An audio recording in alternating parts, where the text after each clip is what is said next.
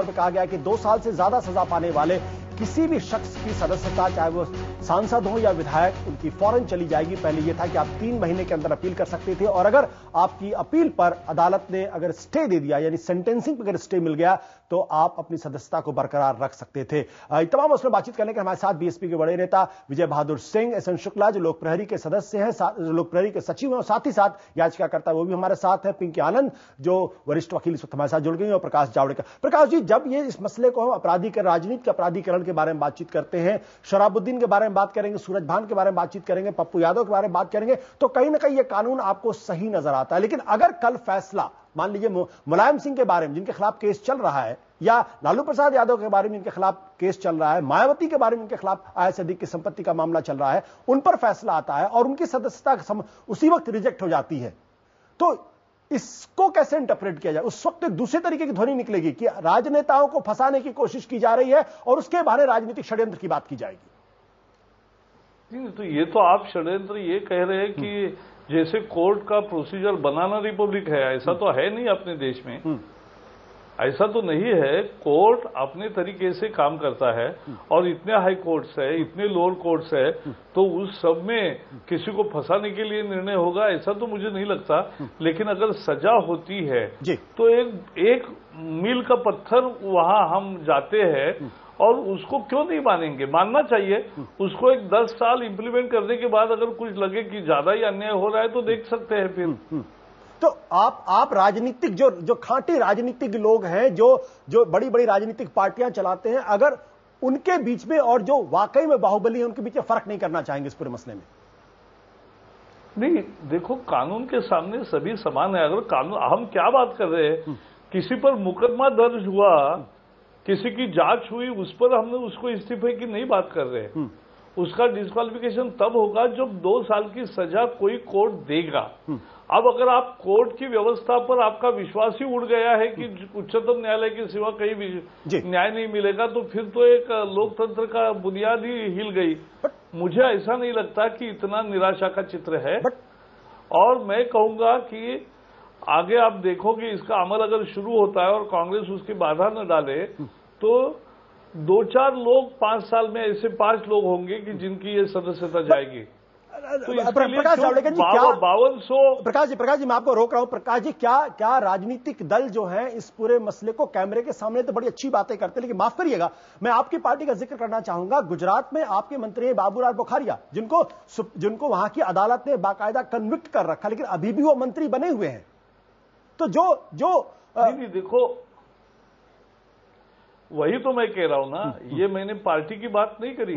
मैंने तो सीधा सभी के लिए, लोकतंत्र के मजबूती के लिए, आज के कानून के अनुसार आज का कानून चलेगा।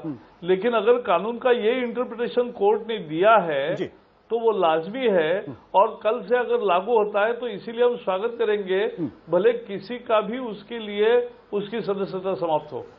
प्रकाश जी, आपकी बात बिल्कुल सही, लेकिन मेरा यह कहना है कि राजनीतिक दलों के अंदर यह द्वैत क्यों है कि आपकी पार्टी के मिनिस्टर के खिलाफ अदालत कन्विक्ट कर देती है और वो मंत्री पद पे बने रहते हैं, और आप यहां पे स्वागत कर रहे हैं सुप्रीम कोर्ट के इस फैसले का? यह द्वैत है, ये दोहरापन है आपकी राजनीति में?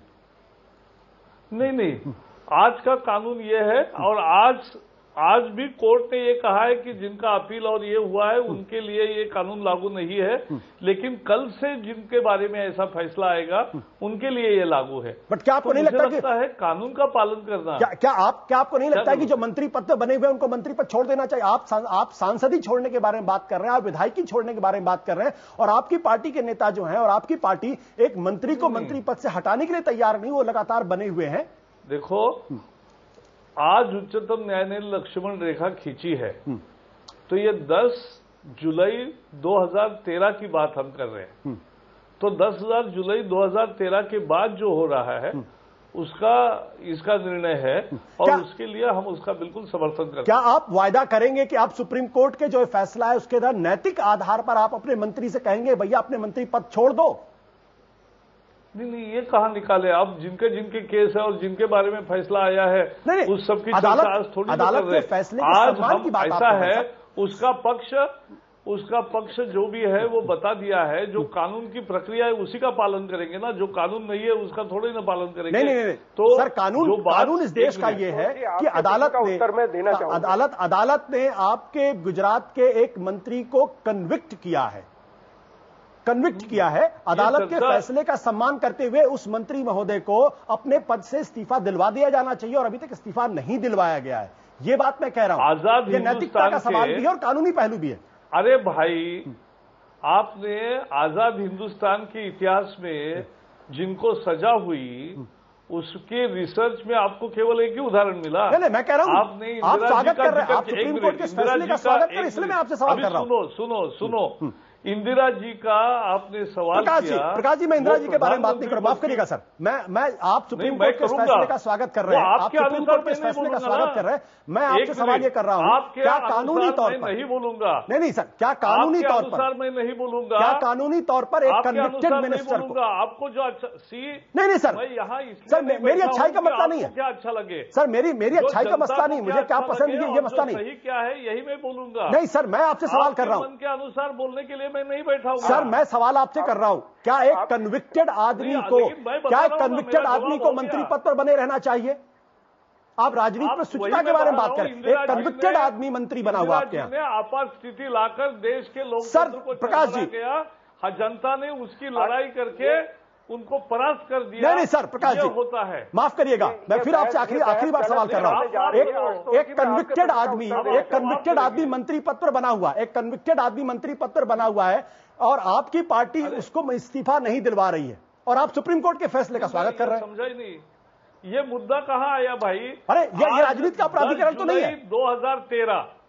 10 जुलाई 2013 का फैसला है जो 11 जुलाई से लागू होगा और 11 जुलाई से जिसका भी निर्णय आएगा, आई एम सॉरी सर, उसको पद त्याग करना पड़ेगा और ये फैसला है सर जिसका हम स्वागत करते हैं। Sir I am sorry sir, Pinky Anand, Pinky ji क्या ये राजनीति का द्वैत नहीं है? मुझे 1 मिनट दीजिए, मैं आपके प्रश्न का उत्तर देना चाहूंगा। जी शुक्ला जी बताइए।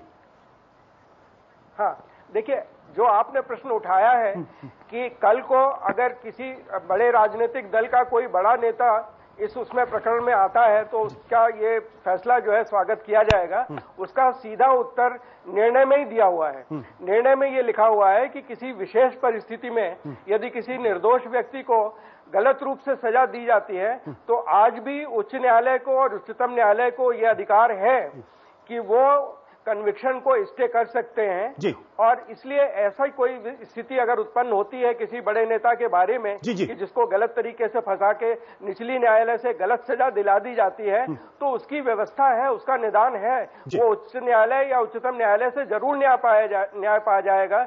जैसा कि अभी आपने देखा लालू जी के मामले में हाल में उच्चतम न्यायालय ने स्टे दिया है जी। और उस पर वो विचार कर रहे हैं। तो ऐसा नहीं है कि हमारी न्यायिक व्यवस्था इतनी कमजोर है कि अगर एक शुक्ला जी आपके कहने का मतलब बचाव का रास्ता अभी भी बना हुआ है, पूरी तरीके से कानून का दुरुपयोग या अव्यवहारिक नहीं है। सर माफ करिएगा, पिंकी आनंद इस वक्त हमारे साथ जुड़ गई हैं जो सुप्रीम कोर्ट की वरिष्ठ वकील। पिंकी आनंद जी, जो सवाल मैं प्रकाश जावड़ेकर जी कर रहा था कि भाई राजनीतिक दल कैमरे के सामने आकर इस फैसले का, सुप्रीम कोर्ट के इस फैसले को ऐतिहासिक बता रहे हैं, स्वागत कर रहे हैं, लेकिन जब इसको अमली जामा व्यवहारिकता में पहनाने की बात आती है तो वहां अमल नहीं होता। मैंने उदाहरण दिया था कि गुजरात के एक मंत्री हैं बाबूराव बुखारिया, जिनको वहां की अदालत ने कन्विक्ट कर रखा है, वो आज भी मंत्री पत्र बने हुए हैं। तो ऐसे में राजनीतिक दलों की जो उनका जो इकबाल होता है उसको कैसे मान ले कि वो दिल से इस कानून के साथ है? पिंकी आनंद, देखिए, मेरा ख्याल आपका प्रश्न जो है वो शायद उचित तरीके से इसलिए नहीं आ रहा क्योंकि आप ये पूछ रहे हैं कि वो राजनीतिक दल जो माननीय अभी सुप्रीम कोर्ट से वर्डिक्ट आया है उसका कैसे पालन करेंगे। एक बार ही सुप्रीम कोर्ट से कोई भी वर्डिक्ट आ जाता है, अनलेस उसके खिलाफ कोई रिव्यू या क्यूरेटिव पिटीशन कोई पार्टी डालती है तो वो कानून है, उसमें कोई दो राहें नहीं है।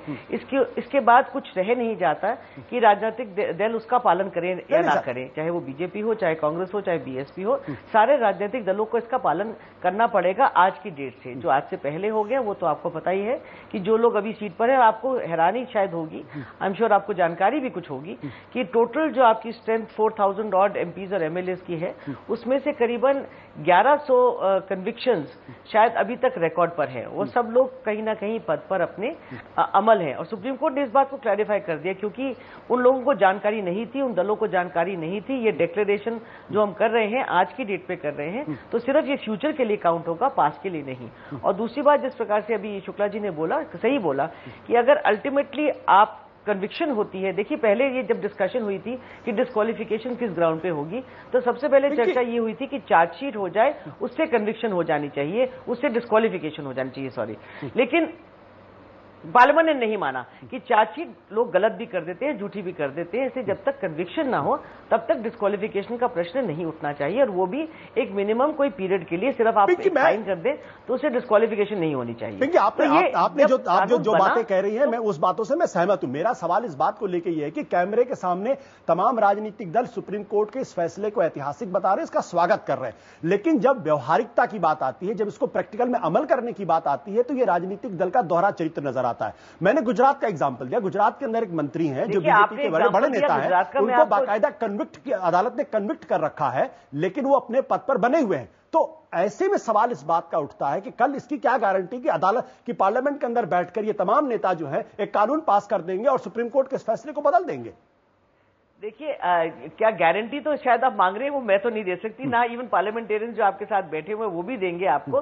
ये हमारा हक है डेमोक्रेसी में कि अगर कोई कानून बनता है तो वो पार्लियामेंट बनाती है, अगर उसको जज करने का हक इख्तियार है तो वो supreme court, highest court of the country है। इसमें चर्चा से कोई फर्क नहीं पड़ेगा। अगर कुछ चर्चा होती है, अगर पॉलिटिकल पार्टीज को किसी व्यू पॉइंट से लेना पड़ता है, जैसे अभी तक तो ऐसी बात शायद नहीं सुनी, सब लोग स्टडी कर रहे हैं, लेकिन पॉलिटिकल पार्टीज का अगर व्यू पॉइंट होता है तो अगर वो कानून लाना चाहते हैं, वो सोचते कुछ गलत हुआ है तो उनके ऊपर है, उसके बाद फिर सुप्रीम कोर्ट को हक है कि उस कानून को कंसिडर करें। बिल्कुल पिंकी जी, तो ये हमारी डेमोक्रेसी है, जहां पर आपको अच्छा लगे या बुरा लगे, जुडिशियल रिव्यू का पावर सुप्रीम कोर्ट में है। बिल्कुल पिंकी जी माफ करेगा, आपको रोकूंगा मैं यहाँ पे। विजय बहादुर जी, आप कुछ बोलना चाह रहे थे अंत में? सर, जिस प्रकार से कानून होगा उस प्रकार से ही जब तक चल सकता है, कई चलता है। विजय बहादुर जी, हर जगह है, कई minister. Pinky, I am sorry, आप स्टॉप यू पिंकी जी, आप सॉरी।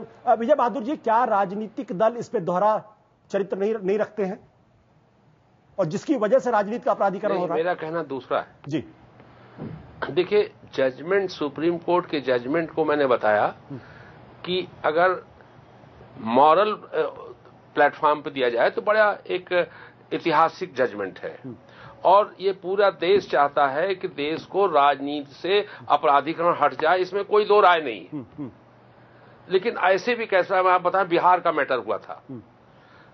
जब कर्पूरी ठाकुर चीफ मिनिस्टर थे तो पुराने चीफ मिनिस्टर पे 14 मुकदमे लगा दिए उन्होंने।